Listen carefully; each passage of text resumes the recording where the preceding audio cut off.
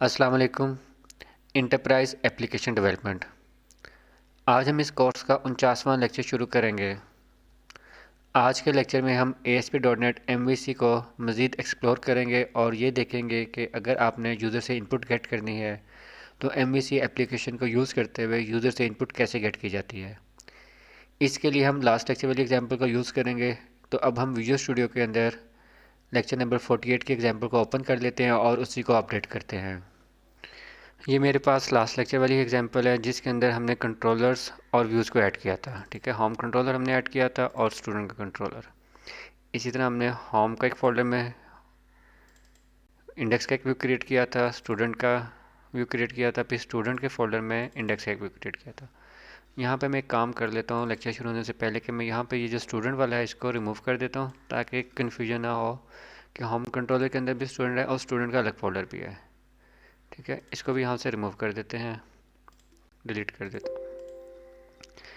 ठीक है, अब मेरे पास बिल्कुल सिंपल सी एप्लीकेशन हो गई है जिसके अंदर एक होम कंट्रोलर है, स्टूडेंट का कंट्रोलर है, होम के अंदर एक इंडेक्स है और स्टूडेंट के अंदर एक इंडेक्स का मेथड है। ठीक है, अब नेक्स्ट हमने आज ये काम करना था। लास्ट लेक्चर में तो कंट्रोलर और व्यूज़ को समझ लिया था। अब हम मॉडल से स्टार्ट करते हैं। जैसे मैंने स्लाइड्स में डिस्कस किया था कि मॉडल्स के अंदर हम डेटाबेस से रिलेटेड कोड या बिजनेस लॉजिक से रिलेटेड कोड रखेंगे और अब हम ये अज्यूम कर रहे हैं कि हम एक एप्लीकेशन क्रिएट करने जा रहे हैं जहाँ पर हम स्टूडेंट से यूज़र से स्टूडेंट की इन्फॉर्मेशन को गेट करेंगे और गेट करने के बाद अपने पास रखेंगे। ठीक है, तो मॉडल्स के अंदर जो डिफ़ॉल्ट फाइल है उसको मैं फ़िलहाल डिलीट कर देता हूँ और यहाँ पे हम एक स्टूडेंट की फ़ाइल ऐड करते हैं, ऐड न्यू, और हम क्लास ऐड करेंगे।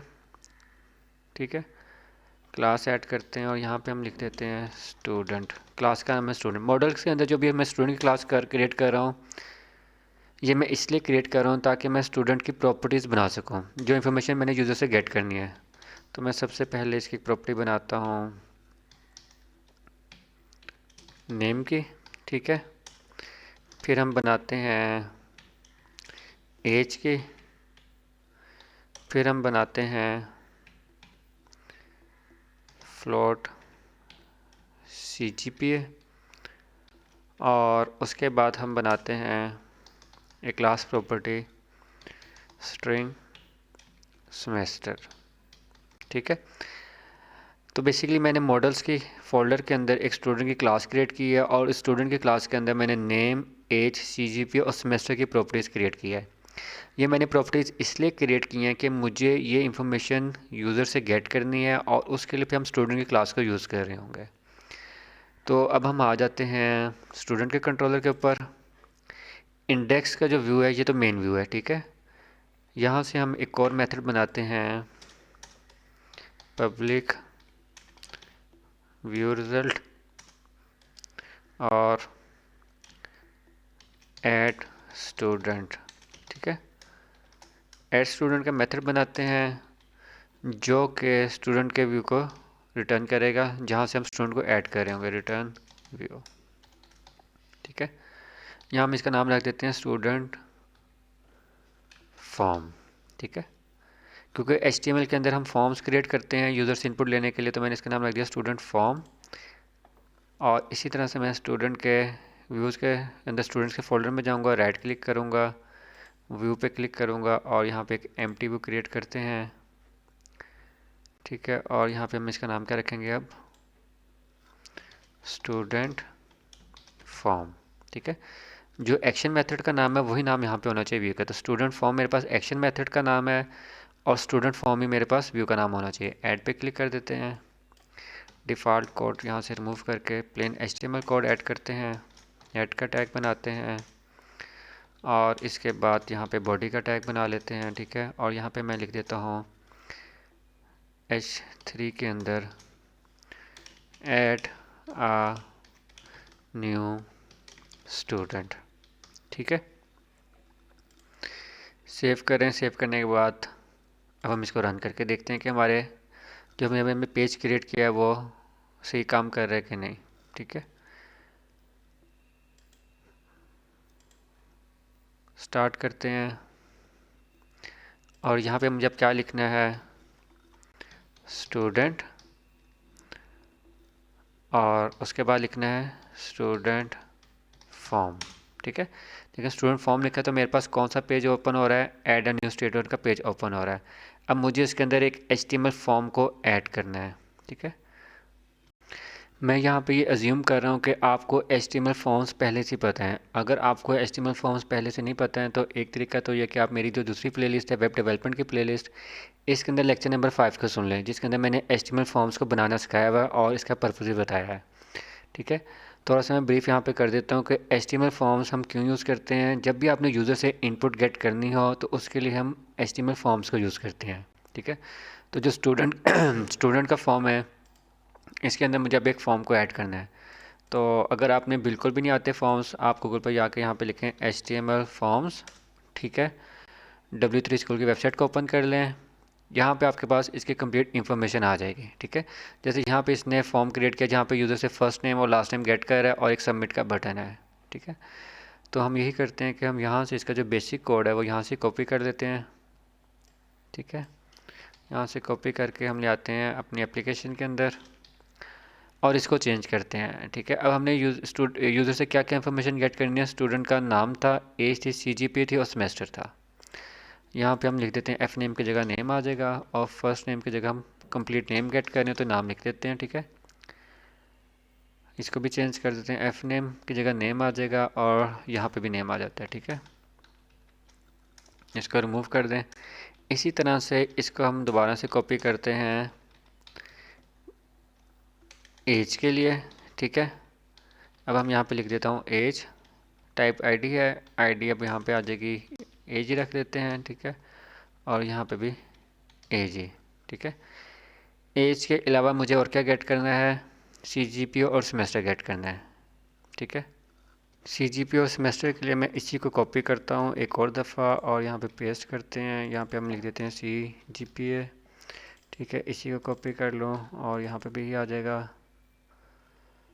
ठीक है, यहाँ पे हम लिख देते हैं CGPA, यहाँ पे भी आ जाएगी नेम इसका CGPA। ठीक है, फिर एक दफ़ा दोबारा से स्टार्ट टेक्स्ट को कॉपी करके यहाँ पे हम सेमेस्टर के लिए ऐड करते हैं, सेमेस्टर आ जाएगा। ठीक है, Ctrl+C Ctrl+V आ जाएगा। ठीक है, और यहाँ पे भी सेमेस्टर आ जाएगा और यहाँ पे भी सेमेस्टर आ जाएगा। ठीक है, फील्ड्स हमने ऐड कर लिए हैं। इनपुट फील्ड्स ऐड करने के बाद इस फॉर्म के अंदर हम एक बटन ऐड करना जो कि इस इनपुट को सेंड करेगा। ठीक है, अब वो कहाँ पे सेंड करेगा उसकी भी समझते हैं।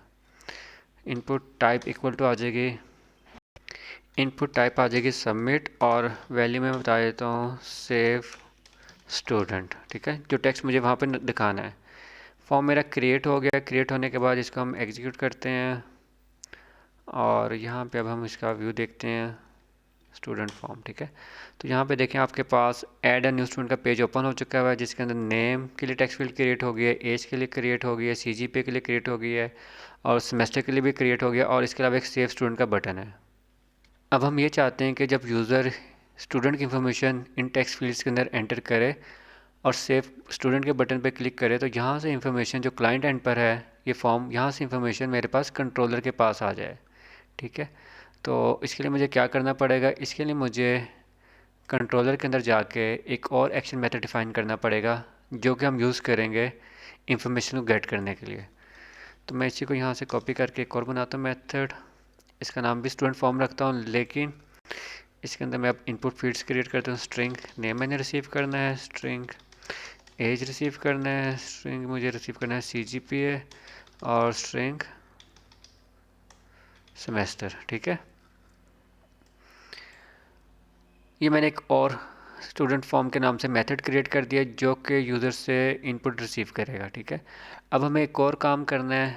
हम जाते हैं स्टूडेंट फॉर्म की CS HTML फाइल के अंदर। यहाँ पे हमने जब भी फॉर्म डिफाइन करना है तो हम मेथड बताएंगे पोस्ट का। ठीक है, जब भी आप एक HTTP रिक्वेस्ट सेंड करते हैं तो डिफरेंट टाइप्स के मेथड होते हैं। हम पिछले लेक्चर में गेट का मेथड देख चुके हैं। अब हम सेकंड मेथड पोस्ट का यूज़ कर रहे हैं। यूजली तौर पर जब भी फॉर्म सबमिट करते हैं तो पोस्ट का मेथड यूज़ होता है। अब हम पोस्ट का मेथड यूज़ करते हुए इंफॉर्मेशन को क्लाइंट एंड से सर्वर एंड पर सेंड करेंगे। इसके अलावा मेथड के साथ साथ हमें एक्शन भी बताना होता है, और एक्शन ये बताता है कि इंफॉर्मेशन कहाँ पर सबमिट हो। ठीक है, यानी जब यूज़र बटन क्लिक करे वहाँ पर, तो आपने बटन क्लिक के ऊपर इन्फॉर्मेशन कहाँ पर सेंड करनी है। हमने इन्फॉर्मेशन कहाँ पर सेंड करनी है, स्टूडेंट कंट्रोलर के अंदर स्टूडेंट फॉर्म के मेथड के ऊपर। ठीक है, तो यहाँ पे मैं क्या लिखूँगा, पहले कंट्रोलर का नाम आ जाएगा स्टूडेंट, और उसके बाद मेथड का नाम अब आता स्टूडेंट फॉर्म। ठीक है,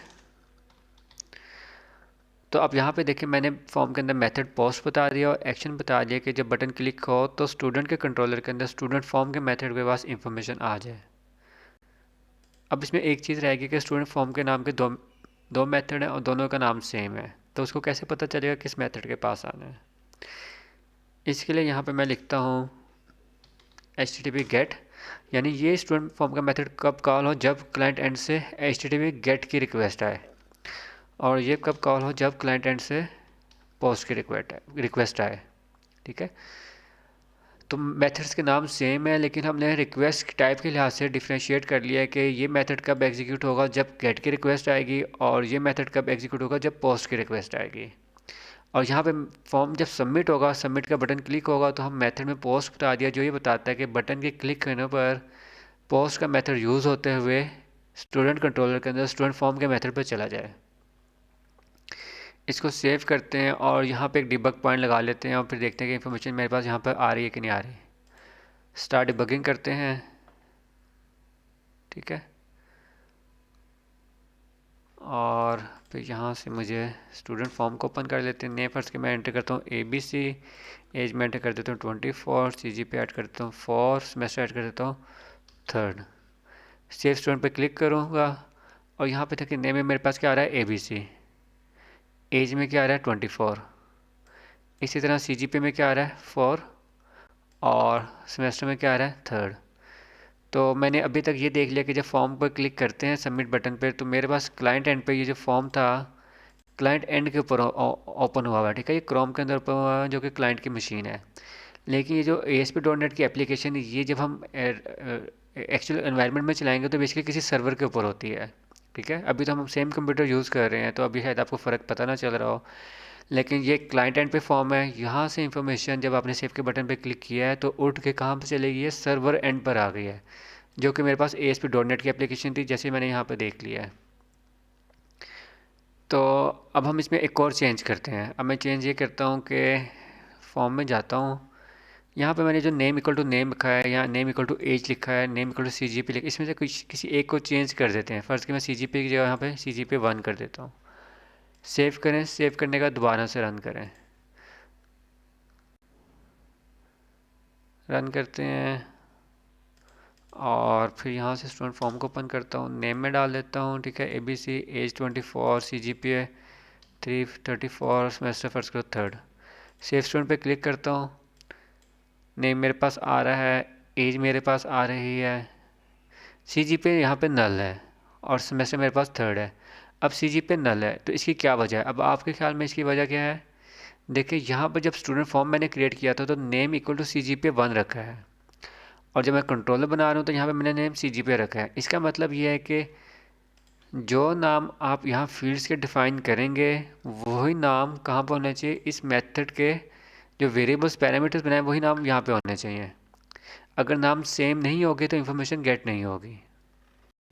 अब हम नाम को चेंज कर लेते हैं और यहाँ पे CGPA को 1 को CGPA 1 को CGPA कर देते हैं। ठीक है, नाम चेंज हो गया है। अब हम एक और चीज़ देखते हैं कि यहाँ पे हमने मेथड पोस्ट लिखा हुआ है, और अगर हम नहीं देख रहे हैं क्लाइंट एंड से जब आप रिक्वेस्ट सेंड कर रहे हैं तो गेट और पोस्ट कब कब यूज़ होता है, कैसे पता चलेगा। इसके लिए मैं इस एप्लीकेशन दोबारा से रन करता हूँ। ठीक है, इंस्पेक्ट पे चले जाते हैं, नेटवर्क की विंडो ओपन कर लेता हूँ, और यहाँ से दोबारा रिक्वेस्ट भेजते हैं फॉर्म के लिए। देखें फर्स्ट रिक्वेस्ट जो फॉर्म के लिए गई है, ये रिक्वेस्ट यहाँ पर आ गई है, इस पर क्लिक करें, एड्रेस पे जाते हैं तो रिक्वेस्ट मेथड क्या आ रहा है, गेट। तो यानी कि जब फर्स्ट टाइम आप फॉर्म ओपन करेंगे, अभी आपने सबमिट का बटन नहीं दबाया है, तो रिक्वेस्ट गेट की जनरेट होती है। तो गेट की जनरेट हुई तो हम किस मेथड में आ जाएंगे, स्टूडेंट फॉर्म के इस मेथड में आ जाएंगे जिसके ऊपर हमने HTTP गेट लिखा हुआ है। ठीक है, अब हम इंफॉर्मेशन ऐड करते हैं और सेव स्टूडेंट के बटन पे दोबारा से क्लिक करते हैं।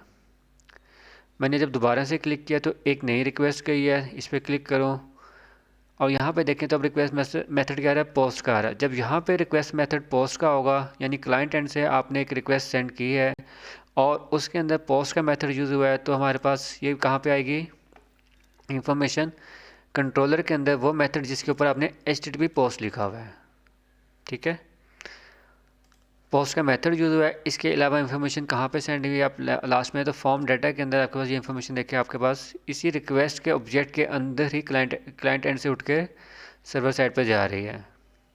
ठीक है, तो आज के लेक्चर में हमने ये देखा है कि अगर आपने एक फॉर्म क्रिएट करना है तो उसका क्या तरीका होता है और फॉर्म से इंफॉर्मेशन क्लाइंट एंड से उठा के सर्वर एंड पे कैसे सेंड करते हैं।